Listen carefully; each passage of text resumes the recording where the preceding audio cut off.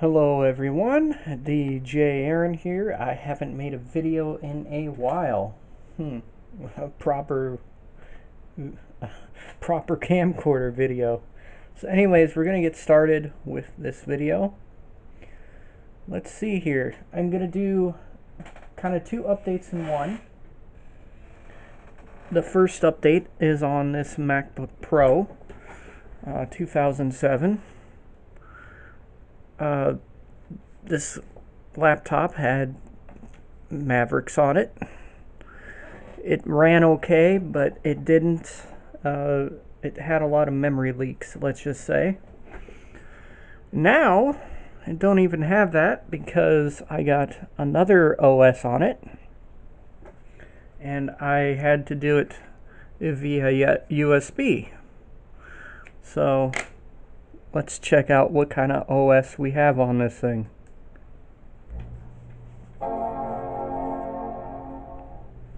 As this thing boots up and loads here.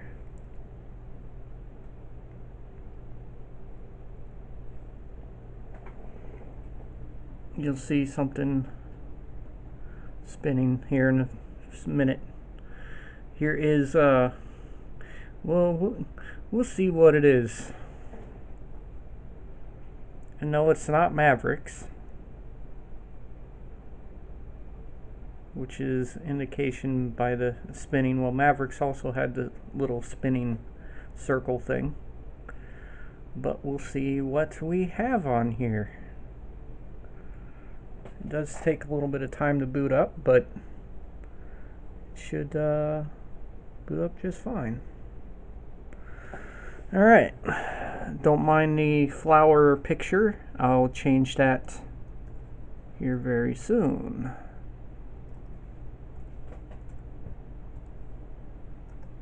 Okay, gotta log in.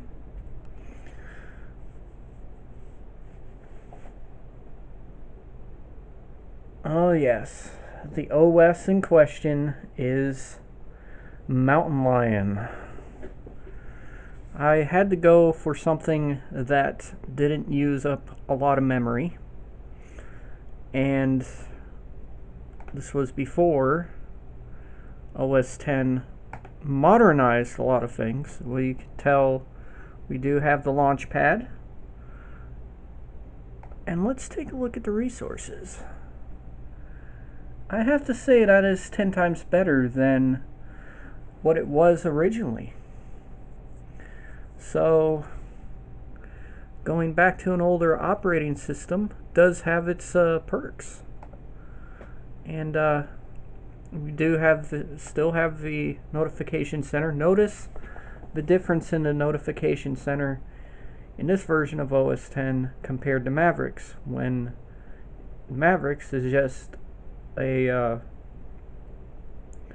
simple gray. This has kind of have a matte cover to it, which isn't bad, and the notification area does work.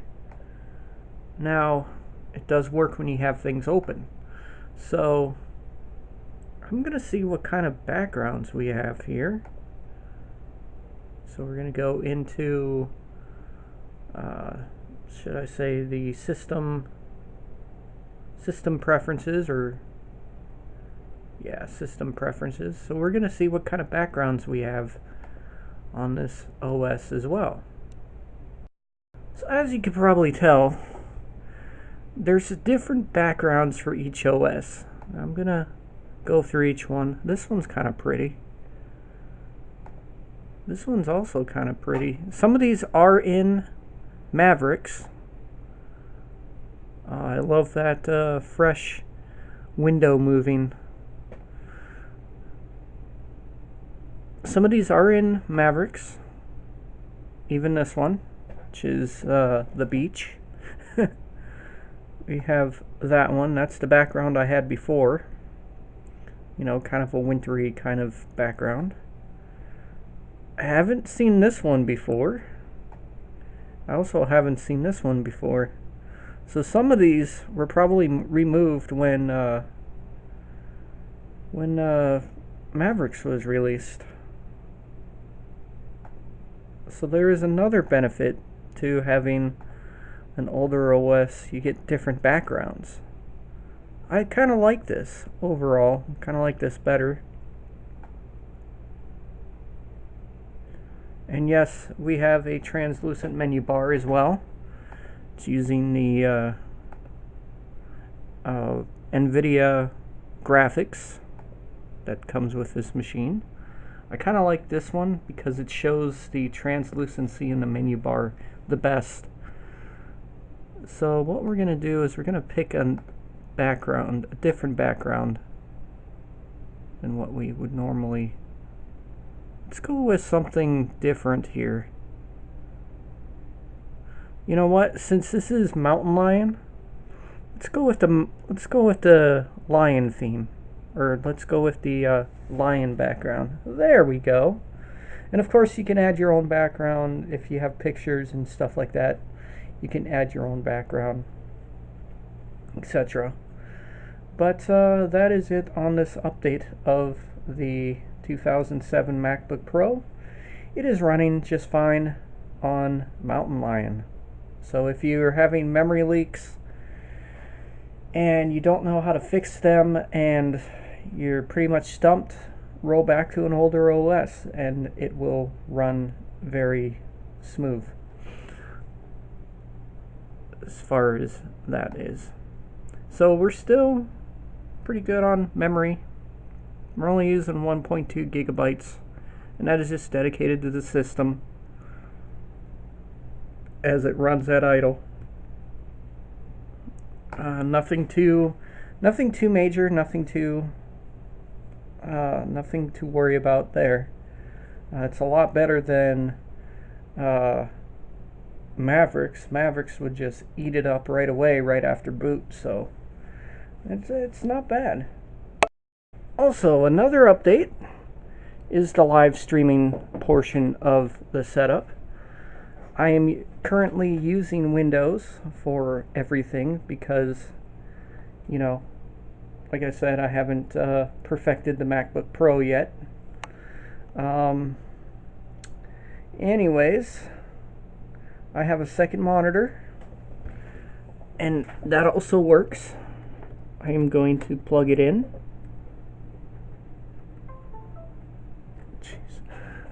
I'm going to plug it in, and we got video. So what I use this for is if I open up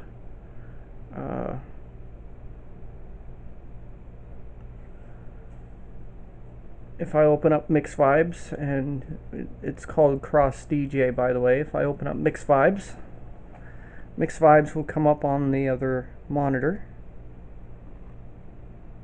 It should, after it loads here.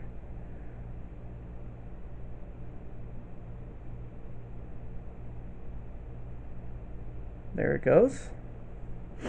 It does take a little bit of time to load because it's got to initialize everything. Where's my cursor? The only downside about running two monitors is the fact that you have to go from left to right, and you know, during the show it can be kind of crazy and hectic. So there's Mix Vibes up on the second monitor, and then I also run OBS on the first monitor, so, or the first screen, so we can open up OBS. Now OBS shouldn't take very long to open because it has to, you know, kind of just initialize things. So while I'm waiting for OBS to open, and there's OBS and all that stuff. So let's continue on with this video. I may have to render this in 480p because of how long it is.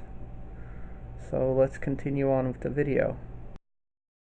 So as you can tell, the live streaming computer is a Toshiba Satellite running Windows 10 Home Edition, and it does run pretty decent, pretty good when updates aren't running in the background. And yeah, it works perfectly. Now over here we have the 10-channel Behringer mixer, which is the 1002B. It is a phenomenal mixer. I use it on the live streaming show quite a bit, especially when I do it on stream.me. You want to make sure you have all your levels. Sometimes I'll pull out a CD or a mini disc. I gotta switch these channels around because I'm so used to having the first CD player over here. Instead it's over here, so I'll have to change that in the order. But for the most part, this is the main control center. I used to have the Stanton turntable hooked up, but all the mixer would do was amplify the hum and buzz that's coming from the turntable. With just the Radio Shack mixer, it's not as loud. I think the reason being is this turntable does have a slight hum. I think my cables are starting to go bad or something, but for now it's still working. Once my cables wear out, I'm not putting new ones in. I'll just buy a new turntable. This Stanton runs pretty good for right now. But eventually I will buy a new turntable, and I'll use a new turntable on the show. Right below it, we have the CD changer, which is a 6-disc magazine. I tend to use this more on the show than I do the turntable, so that's why I have the turntable separate. So there's the magazine changer. No CDs in it right now, but just to let you guys know, it does have a +1 tray. Below it is the old changer that I used to use. It has an issue. The first deck does not work, and the reason why is the mechanism broke. So it will no longer function as a CD changer. But what does still work though is the recorder portion of the deck, which has a single tray, and I can use that as a player. It will need a lens cleaning here pretty soon because it does skip periodically, and I will fix that just by a lens cleaning. And then right here is the main amplifier for the show, and I use that to monitor my audio, which is very cool and unique because the fact that I like to monitor my audio, etc., and it runs pretty decent. Right below this and right below my mixer is a mini disc recorder / player, and it takes these little mini discs right here. I'll occasionally load a mini disc in on the show, but the way to cue it up is I have to take this big plug off and plug it into the headphone jack of the mini disc player. And also right here is my Audio-Technica headphones that I just got. They're pretty good sounding headphones, just a little bit harsh on the highs, but other than that they're pretty good sounding nevertheless. So this is kind of it for my setup as far as things go. Oh no, I forgot the main microphone I use for the show with a yellow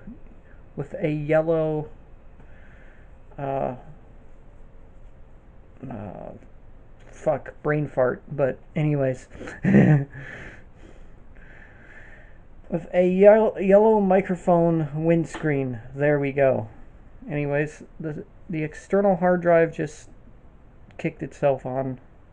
So anyways, that is it for this video. Peace out and practice and enjoy. And this is pretty much the setup in a nutshell. And a lot is hooked up to it, by the way. But anyways, guys, that is it. Peace out and practice and enjoy.